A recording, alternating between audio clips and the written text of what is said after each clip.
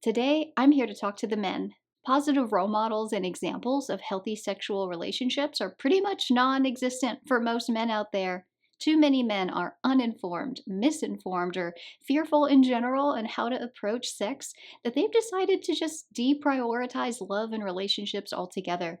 Research has shown that 63% of young men under 30 have dropped out of the dating pool entirely.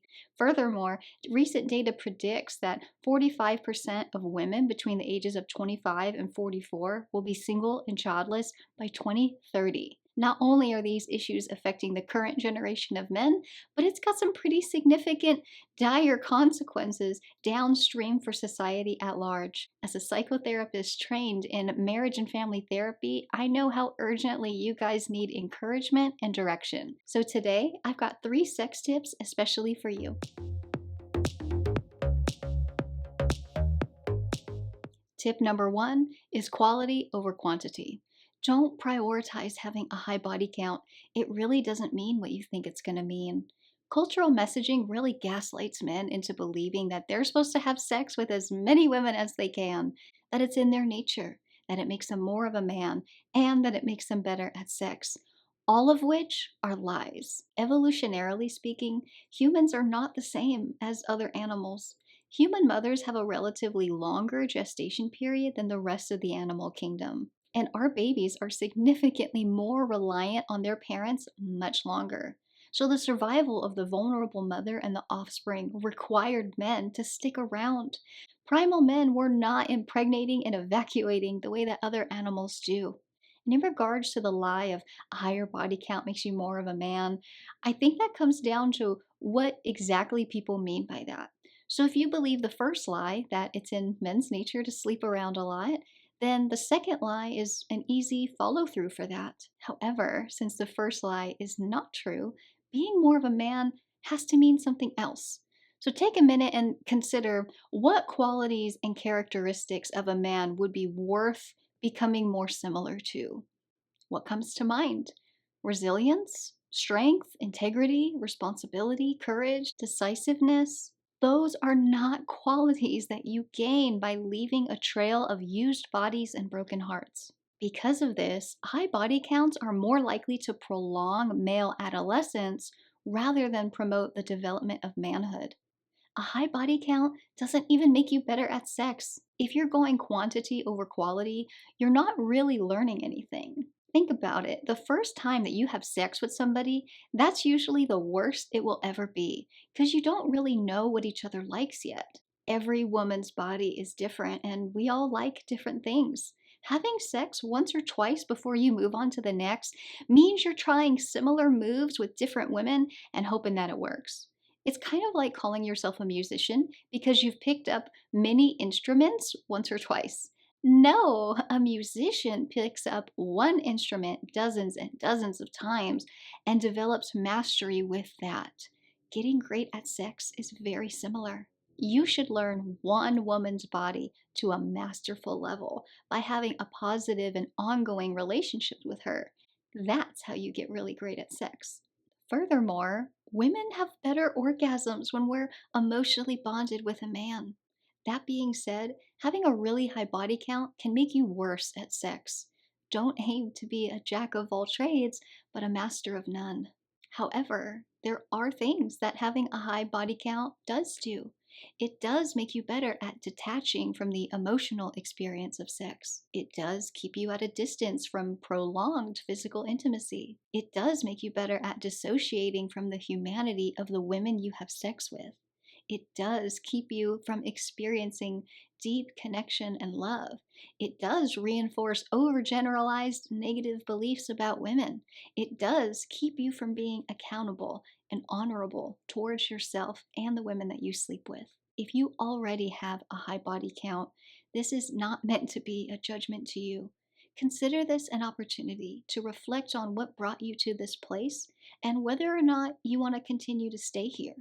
And if you don't have a lot of sexual experience, consider this an invitation to let go of the lies you were told and focus on healthier means of sexual development. Tip number 2 is to wean off of porn. And I know I'm probably not the first person to tell you that porn is really bad for your brain. There are a ton of great podcasts and YouTube videos that break down the negative neurological and hormonal impact of porn, but I like to break it down for you in a simple, practical way. Porn makes men too reliant on visual cues in order to orgasm. Watching porn regularly makes it really difficult to focus on the physical sensations during sex. It's harder to stay present in the moment when you're actually with a woman. Plus, porn makes performance anxiety much worse. Think about it. Porn is literally a performance. Sex in real life is not. Sex is a shared experience between two people, while porn illustrates a man doing something to a woman rather than doing something with her. And we women can feel the difference. And here is your healthy reminder that healthy women enjoy the latter. Watching porn is also a passive activity. You're sitting there or lying there, staring at a screen with a lot of intensity, and your body's not moving very much.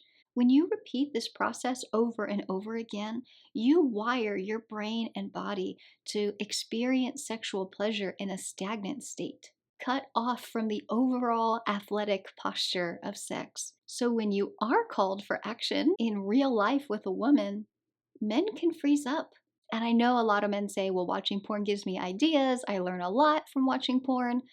Watching porn does not make you better at sex the same way watching a basketball game doesn't make you better at basketball.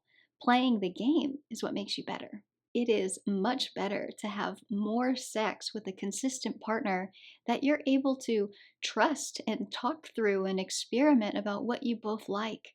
That way, it's not a performance, it's an ongoing process of learning ultimate pleasure for both parties. This learning encourages intimacy outside of the bedroom by building emotional trust and communication. And the more emotionally connected you are, the more she enjoys it. And the more she enjoys it, the more you enjoy it. Finally, the quality of orgasm during sex is much better without regular porn use. And if you haven't tried that yet, see for yourself. Tip number 3 is don't assume she's competent in her birth control methods. Women love to give men a hard time for not understanding women's bodies.